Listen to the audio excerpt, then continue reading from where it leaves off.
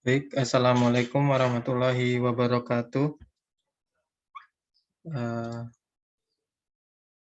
di sini saya akan menjelaskan eh, PT saya tentang exploring medical seed and drugs target from marine natural product. Eh, di sini bakteri yaitu ada di tuberkulosis. Tuberkulosis sendiri saat ini menjadi penyakit yang serius di masyarakat. Hal ini dibuktikan karena adanya data bahwa 32% manusia telah terjangkit penyakit tersebut, dan di mana 1,3 juta kasus kematian memiliki resistensi dengan multi-drug seperti MDR, TB, XDR-TB, TDR-TB, serta masa penyembuhannya butuh 6-9 bulan. Penyakit tuberkulosis ini pun saat ini mengalami resistensi terhadap obat TB. Karena itu perlu dilakukannya penemuan obat baru yang bisa didapatkan salah satunya di laut. Di laut sendiri telah ditemukan beberapa senyawa dari laut seperti di gambar. Selanjutnya dilakukan metode screening. Adapun di sini digunakan metode screening untuk mendapatkan senyawa yang memiliki aktivitas antibakterial dengan menggunakan tempat yang mempunyai kadar oksigen yang sedikit, seperti gambar di bawah ini. Di sini digunakan dua variasi, yaitu aerobik dan hipoksik. Untuk aerobik sendiri adalah bakteri yang dicampurkan dalam sampel, maka harus diinkubasi selama 24 jam. Sedangkan hipoksik sendiri, setelah sampel ditambahkan, maka harus diinkubasi selama 96 jam dengan kadar oksigen di bawah 0,2%. Kemudian dilakukan metode tersebut, maka dapat dihitung MAC menggunakan metode MTT. Ini contohnya untuk bakteri smegmatis dan bovis. Kemudian berikut senyawa antimikrobial yang ditemukan di laut, jenis-jenisnya. Di sini dipakai agelasin D. Untuk agelasin sendiri yaitu ditemukan di Indonesia pada Agelas sp. Salah satu senyawa yang telah diuji adalah agelasines dari Spong agelas yang diuji pada bakteri M. smegmatis dan M. bovis BCG, dan yang terbukti menjadi antibakteri yang paling baik adalah agelasin D. Kemudian identifikasi senyawa target. Untuk uji resistensi bakteri bisa diujikan dengan dicampurkannya sampel pada protein mikroba yang dilebihkan. Di sini ionazid di isoniazid diuji dengan 1 M smegmatis dan pada protein yang berlebih.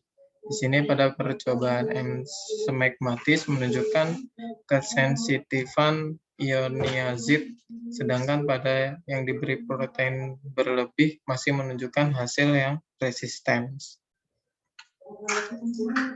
Kemudian untuk transformer library of microbacteria, berikut merupakan metode yang digunakan untuk identifikasi senyawa target protein, yaitu yang dari genom DNA M. bovis BCG, kemudian disiapkan dengan DNA library dengan cosmic vector PYUB 415, kemudian jadi genomic DNA library, kemudian ditransforman M. smegmatis dengan 4000 strands. Kemudian selanjutnya dilakukan analisis kosmik pada agelasin D. Kosmik adalah sistem vektor hybrid. Ini adalah vektor buatan yang dibangun dengan menggabungkan kos urutan partikel vak lambda dan plasmid. Kemudian M. smegmatis ditambahkan secara berlebihan pada agelasin D. Kemudian didapatkan bahwa protein BCG 3185C sebagai sampel yang paling resisten. Kemudian protein BCG 3185C ditambahkan dengan agelasin D dan dikultur kemudian diukur dengan HPLC dan didapatkan rasio sebagai berikut. Ini untuk inkubasi, variasi waktu inkubasi ada 0, 6 jam, 12 jam, dan 24 jam. Kemudian BCG 3185C sendiri kemudian dipasangkan atau digabungkan dengan agelasin D.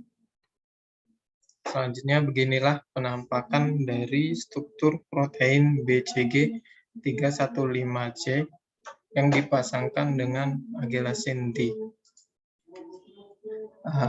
Terima kasih. Mungkin jika dari teman-teman ada yang ditanyakan, silakan ditanyakan.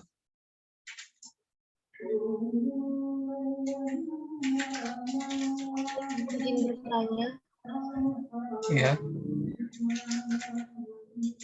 Saya ingin menanyakan tentang kegunaan dari kosmit.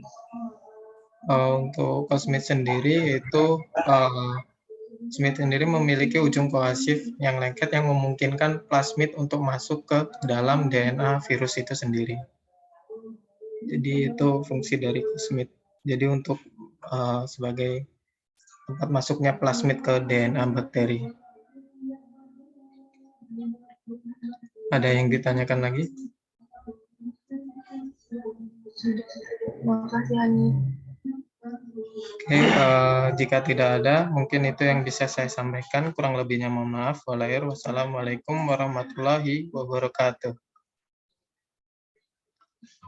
Waalaikumsalam warahmatullahi wabarakatuh.